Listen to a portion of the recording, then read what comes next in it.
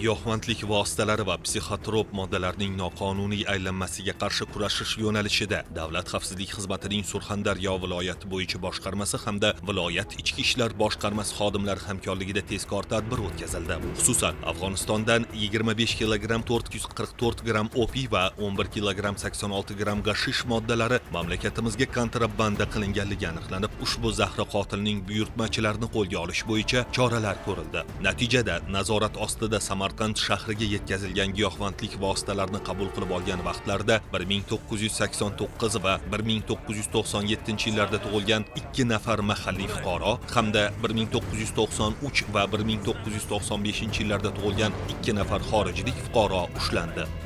Xizmatning Surxondaryo viloyati bo'yicha boshqarmasi va chegara qo'shinlari hamda ichki ishlar va bojxona organlari hamkorligida o'tkazilgan boshqa tezkor tadbirda esa 1955 va 2001 yillarda tug'ilgan 2 nafar Afg'oniston fuqarosi Termiz xalqaro savdo markazida 1 kilogramm 76 gramm opiy moddasini shartli xaridorga 5000 AQSh dollariga sotgan vaqtlarda qo'lga olindi. Aniqlanishicha, ular giyohvandlik vositalarini yashirin tarzda olib kelishda o'z ichki organlaridan jonli konteyner sifatida foydalanishgan. Hozirda har ikki holat bo'yicha qonunbuzarlarga nisbatan Jinoyat kodeksining 246-moddasi 2-qismi va 273-moddasi 5-qismi bilan jinoyat ishlari qo'zg'atilib, qamoq ehtiyot chorasi qo'llanildi. Tergov harakatlari olib borilmoqda.